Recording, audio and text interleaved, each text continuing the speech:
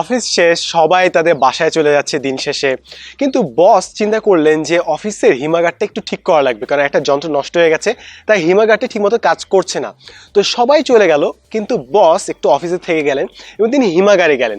দেখতে চাইলেন যে কি সমস্যা আসলে হিমাগারে। তিনি অনেকক্ষণ ধরে দেখছেন, যাচাই বাছাই করছেন যে হিমাগারে কোথায় সমস্যাটা। অনেকক্ষণ ধরে যাচাই বাছাই করেও তিনি বের করতে পারলেন না যে সমস্যাটা কোথায়। তিনি চিন্তা করলেন যে এরপরে সপ্তাহে যখন আবার অফিস খুলবে রবিবার, তখন তিনি আবার এসে ইঞ্জিনিয়ারদেরকে নিয়ে এনে ঠিক করবেন। তো এই চিন্তা করে তিনি বের হতে যাবেন, এবং যেই বের হতে গেলেন দরজাটা খোলার চেষ্টা করলেন, দেখলেন যে হাতলটা আটকে গেছে। দরজাটা খালি একদিক দিয়ে খোলা যায়, অন্য দিক থেকে বন্ধ থাকে সবসময়। তো তিনি যতই চেষ্টা করছেন না কেন, তিনি কোনোভাবেই দরজাটা খুলতে পারছেন না। তিনি অনেক টানা চেষ্টা করলেন, কোনোভাবে খুলতে পারছেন না। তো তিনি চিন্তা করলেন যে কেউ তো নেই, তো একজন মানুষের কল দেই, তাহলে একজন মানুষ উদ্ধার করতে চলে আসবে। তো তিনি মোবাইল বের করলেন, কিন্তু মোবাইলে দেখলেন যে মোবাইলে কোনো নেটওয়ার্ক নেই, কোনো সিগন্যাল নেই। তিনি কাউকে কলও করতে পারছেন না। তার আশপাশে কোনো মানুষও নেই, কারণ অফিস ছুটি, এক সপ্তাহের জন্য এখন বন্ধ।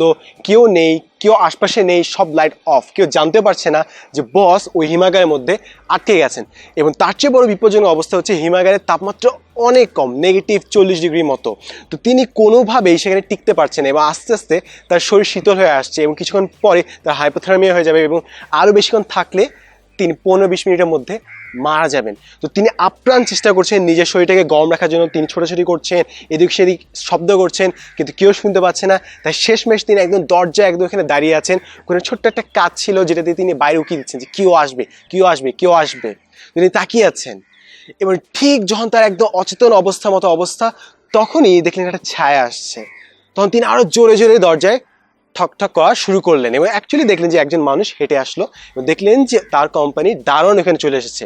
এবং তিনি দেখলেন যে তার বস এখানে আটকানো আছে। তিনি অন্য মানুষদেরকে ডাকলেন যে বস আটকানো আছে হিমাগারে। তো অনেকজন মানুষ একসাথে চলে আসলো এবং দরজাটা খুলে তাকে উদ্ধার করলো। উদ্ধার করার পর তাকে গরম কাপড় দেওয়া হলো, তাকে কফি এনে দেওয়া হলো, তাকে বসানো হলো। একটু কিছুক্ষণ পর পরিস্থিতি ঠান্ডা হলো এবং তিনি স্বাভাবিক অবস্থায় ফেরত আসলেন। তিনি আরেকটু বেশি সময় থাকলে তিনি মারা যেতেন, কিন্তু ভাগ্য ভালো যে ঠিক ঠিক সময়ে সেই দারোয়ানটি তাকে উদ্ধার করেছিল। এখন অনেকক্ষণ যাওয়ার পর যখন হইহুল্লোড় শেষ হলো, পরিস্থিতি একটু স্বাভাবিক হলো, বস তার দারোয়ানকে জিজ্ঞেস করলেন যে তুমি কিভাবে জানলে যে আমি এখানে আটকে ছিলাম? তো দারোয়ান বলল যে স্যার আমি তো জানতাম না। তো বস বললেন যে তুমি কিভাবে না জানতা? তোমার তো না জানলে এখানে আসার কথাই না, এবং তোমার তো এখানে ডিউটিও না যে তুমি এখানে দারোয়ান হিসেবে কাজ করবা, তো তুমি কেন এখানে আসলা? তো ওই লোকটা বললো, দারোয়ান বলল যে স্যার, প্রতিদিন যখন আপনি অফিসে ঢুকেন আমাকে সালাম দিয়ে ঢুকেন, এবং প্রতিদিন যখন অফিস থেকে বের হন যাওয়ার সময় আমাকে সালাম দিয়ে বের হন। আজকে ঢোকার সময় আপনি সালাম দিয়ে ঢুকেছেন ঠিকই, কিন্তু সবাই যখন বের হয়ে গেল আপনি আমাকে সালাম দিলেন না। তো আমি ভাবলাম যে স্যার কই গেল, স্যার কি ভুলে গেল নাকি? তো আমি আপনাকে খুঁজতে ভিতরে গেলাম এবং দেখি আপনি এখানে আটকানো। এবং সেভাবেই বসকে উদ্ধার করা দারোয়ানের। এবং এই গল্পটি, এই কাহিনীটা শেয়ার করেছেন হচ্ছে আমাদের সিভি স্পেশালিস্ট আবিদ নিয়াজ ভাইয়া। অসংখ্য ধন্যবাদ ভাই এই গল্পটা শেয়ার করার জন্য।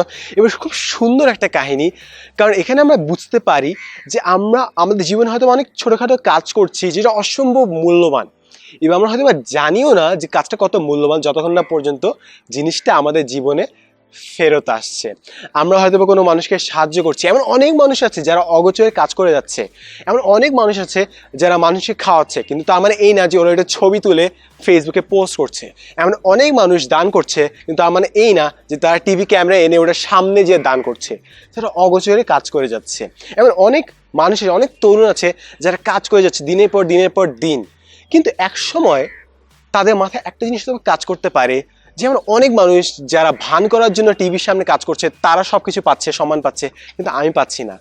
কিন্তু এই গল্পে যে জিনিসটা আমি বুঝতে পারি, যে আমরা অগোচরে আমরা অনেক কাজ করি যেটা হয়তো কোনো না কোনো সময় আমাদের জীবনে ফেরত আসবে। হয়তোবা আমরা কোনো একটা দরিদ্র সন্তানকে পড়াচ্ছি, কোনো বেতন ছাড়াই পড়াচ্ছি। হয়তোবা আমরা কোনো একটা মানুষকে দিনের পর দিন ফ্রি খাওয়াচ্ছি। হয়তোবা কোনো একটা দিনে আমরা কোনো একটা বিপদে পড়বো, তারা উদ্ধারে নেমে আসবে।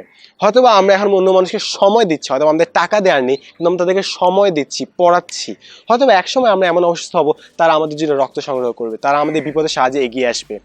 তাই আমরা যেসব কাজ করছি, ছোট হোক বড় হোক, মানুষ সম্মান দেখ না দেখ, আমরা কোনো পদক পাই না পাই, আমরা যেন কাজগুলো চালিয়ে যাই।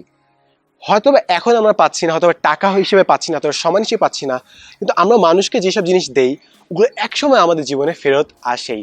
এবং এজন্যই বলে যে আমরা আমাদের জীবনে যেসব জিনিস কিনি, জমা করি, এগুলো আমাদের সম্পদ না।